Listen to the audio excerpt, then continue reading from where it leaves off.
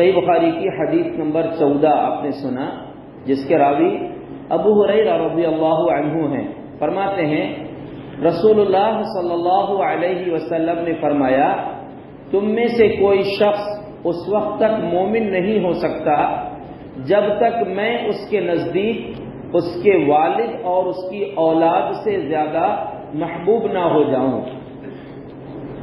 حدیث نمبر 15 جو ہے اس کے راوی انس بن مالک رضی اللہ عنہ ہیں، اس میں بھی اسی طرح کے الفاظ ہیں، لیکن تھوڑا سا فرق ہے۔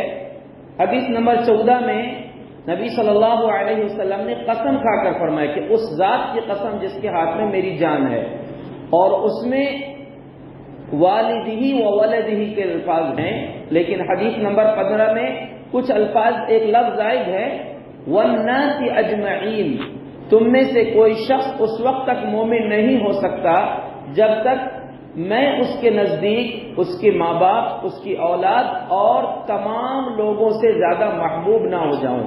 یعنی ایک مومن کے ایمان کو مکمل ہونے کے لیے ضروری ہے کہ وہ اپنی ذات، اپنے ماں باپ، اپنی اولاد سب سے زیادہ نبی صلی اللہ علیہ وسلم سے محبت کرے۔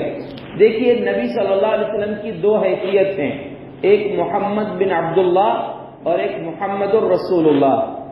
تو محمد الرسول اللہ کی حیثیت سے تو آپ سے محبت کرنا ہی ہے، لیکن محمد بن عبداللہ کی حیثیت سے بھی، یعنی آپ کی ذات سے بھی ہمیں محبت ہونی چاہیے۔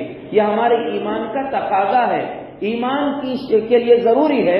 جیسا کہ اس حدیث کو پیش کرنے کے لیے امام بخاری رحمۃ اللہ علیہ نے باب قائم کیا ہے، حب الرسول من الایمان، رسول سے محبت ایمان کی شرط ہے، ایمان کے لیے ضروری ہے، یہ ایمان کا حصہ ہے۔ تو اسی لیے نبی صلی اللہ علیہ وسلم کی ذات سے محبت ہو، کتنی ہو، تمام لوگوں سے زیادہ ان سے محبت ہو۔ اور ایک مرتبہ نبی صلی اللہ علیہ وسلم صحابہ کرام کے ساتھ راستے سے چل رہے تھے، حضرت عمر رضی اللہ عنہ نے آپ کے ہاتھ کو اپنے ہاتھ میں لیا ہوا تھا۔ چلتے چلتے عمر رضی اللہ عنہ نے عرض کیا، واللہ یا رسول اللہ انک لانت احب الی من کل شیء الا نفسی، اللہ کی قسم آپ میرے نزدیک تمام چیزوں سے زیادہ محبوب ہیں میری جان کے علاوہ۔ آپ نے فرمایا نہیں عمر، ابھی بات پوری نہیں ہوئی ہے، ابھی ایمان مکمل نہیں ہوا ہے، حتی اکون احب الیک من نفسک، جب تک میں تمہارے نزدیک تمہاری جان سے زیادہ محبوب نہ ہو جاؤں۔ تو کہا کہ الآن لأنت احب الی من نفسی، کہ اللہ کے رسول اب آپ مجھے میری جان سے بھی زیادہ محبوب ہے۔ تو آپ نے فرمایا الآن یا عمر، عمر اب ایمان صحیح معنوں میں مکمل ہوا ہے، جب تک میری محبت تمہاری ذات سے زیادہ تم کو نہ ہو تب تک ایمان مکمل نہیں ہوگا۔ یہ بات کو ہم اس طرح بھی سمجھیں کہ جب انسان کسی انسان سے ہر درجے محبت کرتا ہے تو پھر اس کی بات کو مانتا ہے، اس کی ہر بات کو سنتا ہے، بلکہ کبھی کبھی تو ایسا ہوتا ہے کہ اس کی غلطی کو بھی صحیح ثابت کرنے کی کوشش کرتا ہے۔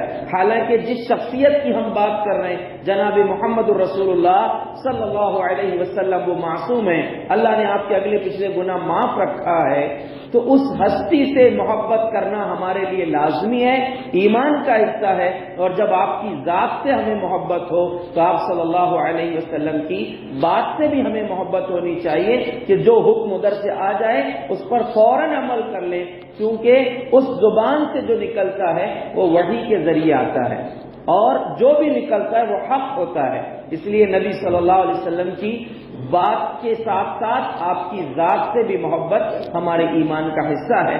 اللہ رب العالمین ہمیں علم کے ساتھ عمل کی توفیق عطا فرمائے، آمین۔ وآخر دعوانا ان الحمدللہ رب العالمین۔